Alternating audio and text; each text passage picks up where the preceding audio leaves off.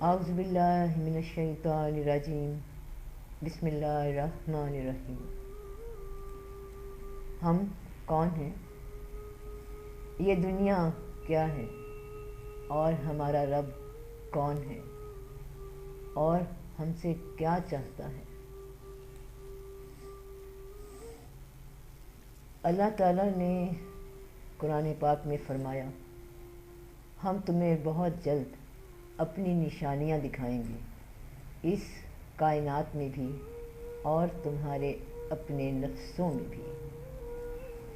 انسان دو چیزوں کے مجموعے کا نام ہے، روح اور جسم، مگر انسان ایک ہے، اس کو دیکھا دو طرح جاتا ہے، ایک اس کا ظاہر، ایک اس کا باطن۔ لیکن انسان کی تکمیل ہوتی ہی تب ہے جب وہ جسم اور روح کو ایک ساتھ لے کر چلے، جب حقیقت اور خواب ایک ہی ہو، جب سوال اور جواب ایک ہی ہو، جب روح اور جسم کے تقاضے ایک ہو جائیں۔ مگر جسم اور روح کو جب تک ایک ہی انسان کے جسم اور روح کو ایک نہ سمجھا جائے، الگ الگ سمجھا جائے، تب تک اپنی ہی انسانی حقیقت کے درمیان حجاب رہتا ہے۔ تب تک وہ پہچان، وہ فطری تقاضا اپنی حقیقت کو سمجھنے کا نظروں کے سامنے ہوتے ہوئے بھی چھپا رہتا ہے۔ پھر اللہ تعالیٰ نے قرآن پاک میں ایک جگہ یہ فرمایا، ہم نے زندگی اور موت پیدا کی ہی اس لیے تاکہ تمہارا امتحان لے سکیں کہ کون نیک ہے اور کون بد۔ تو خدا پاک نے انسانی روح کو نوازا اسی امتحان کے لیے ہے، اس کو سوچ، خیال، احساس اور یاد دے کر۔ اور اس روح کا اعلیٰ بصارت بھی دل ہے، اعلیٰ سماعت بھی دل ہے، اور عقل بھی دل ہی ہے۔ اور خدا پاک نے انسانی جسم کو نوازا اس امتحان کے لیے ظاہری اعضاء دے کر، آنکھ، کان، چکھنا، سونگھنا اور چھونے کی خصوصیات کے ساتھ۔ روح جب نفس کو کام دیتی ہے، آرڈر دیتی ہے، وش دیتی ہے، تو نیکی کے عمل صادر ہوتے ہیں، اور نفس جب روح کو کنٹرول کرتا ہے، اس کو حکم دیتا ہے، اس سے اپنی منواتا ہے، تو بدی کے راستے کھلتے ہیں۔ انسان انہی بیسک فطری قوتوں کے ساتھ زندگی گزارتا ہے۔ جسم بیدار ہوتا ہے تو اس کے ساتھ ہی سوچیں بیدار ہو جاتی ہیں۔ سوچ آتی ہے، بھوک لگی ہے، اور یہ سوچ خواہش بنتی ہے، پھر یہ خواہش ارادہ بنتی ہے، اور ارادہ عمل کرواتا ہے۔ ساری زندگی یہ عمل جاری اور ساری رہتا ہے، ہر سوچ، خواہش، ارادہ اور اس کے عمل کی شکل میں۔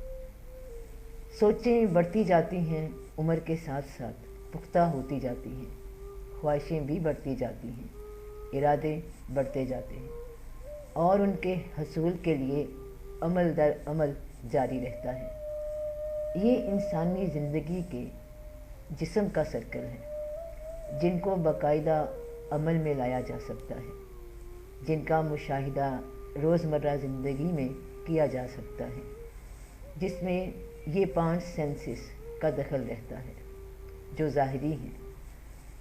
یہاں سے ہی بات بڑھتی ہے کہ وہ خواہش یا حصول فطرت کے مطابق ہے یا صرف مقصد اس کو حاصل کرنا ہی ہے۔ راستہ چاہے فطرت پہ ہو یا غیر فطری، یعنی جس شے یا خواہش کو حاصل کرنے کے لیے نیکی، بدی، اچھائی، برائی، اچھا راستہ یا غلط راستہ یا کوئی راستہ منتخب کرنا۔ تو اب یہ جو منتخب کیا جاتا ہے یہ جسم نہیں کرتا، یہ خطاب، یہ چوائس، یہ فائنلی سوچ جو ارادے کو عمل تک لاتی ہے وہ روح ہے۔ امتحان روح کا ہے، جسم کا نہیں۔ جسم نظر آنے والا ایک آبجیکٹ ہے جس میں 5 بٹن رکھ دیے گئے ہیں اس کو آپریٹ کرنے کے لیے، جن کو ہم 5 حواس 5 سینسز بھی کہتے ہیں، جن کا ذکر میں نے ابھی کیا: آنکھ، کان، چکھنا، سونگھنا اور چھونا۔ خدا پاک نے انسان کو تخلیق کیا اس کی جسمانی، روحانی ہر ضرورت کو پیش نظر رکھ کر، اس کے لیے حدود مقرر کیے، دنیا کو برتنے کا سامان کہا اور اس کو فطری تقاضوں پہ یوز کرنے کا حکم دیا، اجازت دی۔ خدا اور روح کے درمیان جو پردہ حائل ہے وہ صرف یہ جسم ہی ہے، یعنی اس میں پیدا ہونے والی سوچ، خواہش، ارادہ، ایکشن۔ اگر ہماری سوچ صرف جسم کے تقاضے ہی سوچتی رہے، حد سے زیادہ خواہشات، ان کو حاصل کرنے کا لالچ ہی بڑھتا رہے، تو لازمی ہے کہ انسان فطرت سے ہٹ کر ان پر عمل پیرا ہو جاتا ہے۔ خواہش ہی امتحان ہے، کبھی کسی شے کی شکل میں تو کبھی کسی انسان کی شکل میں۔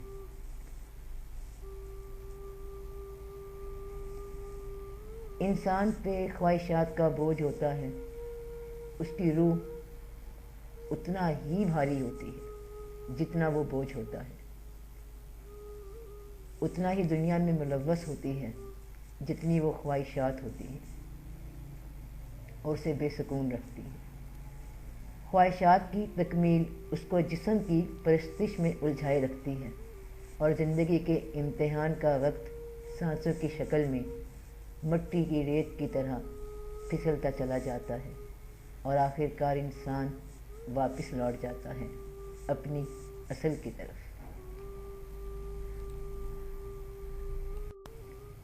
اور رہ گئی بات کہ اللہ ہم سے کیا چاہتا ہے، تو یہ بات صاف ہے کہ اس نے ہمیں پیدا کیا،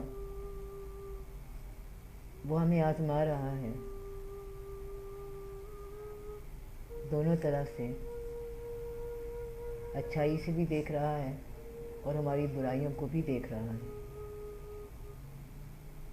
تو اے بنی آدم، تو جس وجود کو، اس جسم کو بچا بچا کے رکھتا ہے، اس کی سجاوٹ، اس کی خواہشات کو پورا کرنے میں لگا رہتا ہے، اور آخرت سے سچی ہمیش کی زندگی پہ جس کو ترجیح دیے بیٹھا ہے، اس کی آخر کیا ہونے والی ہے نہ تو جانتا ہے نہ میں جانتی ہوں، کہ یہ جسم جس کی آسائش اور فرمائش میں ہم آج لگے ہوئے ہیں، یہ کس دم آخری دم پہ ہو اور کس حالت میں ہو، خدا جانے۔